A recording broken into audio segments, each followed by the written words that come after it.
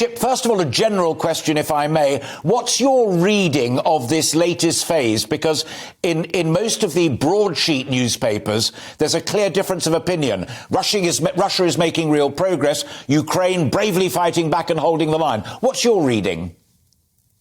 Well, I think at the moment it's really preparation of the battlefield.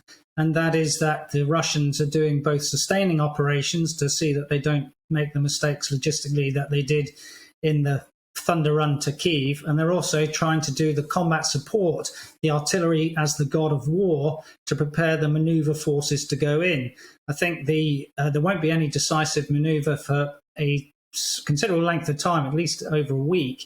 Firstly, because Mariupol hasn't fallen, and that would provide the southern shoulder if they were to try and do a envelopment operation. And secondly, because the weather is terrible for the next 10 days. So close air support can't really go in the quantity that they would like, and it will degrade the effectiveness of their artillery. So I don't think the Russians are in a position to bring large maneuver forces to bear with the mass that they would want and concentration of force for anything to be decisive in the short term.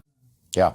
Does it impress you as a former intelligence specialist that Ukraine seems to be much more on top of what Russia might do next, and indeed fighting it perhaps a little better than we initially gave them credit for? Well, I think that is one of the variables. Intelligence will be a big thing. Now, we talk about a 300-mile front.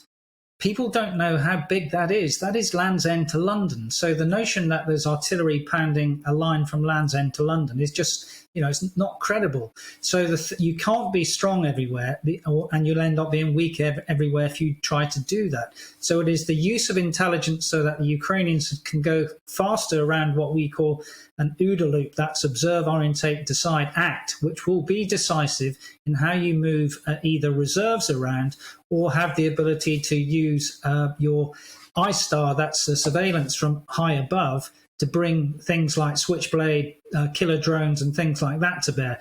The Ukrainians seem to have gone around that intelligence cycle far faster than the Russians. And I think a lot of that is due to US help.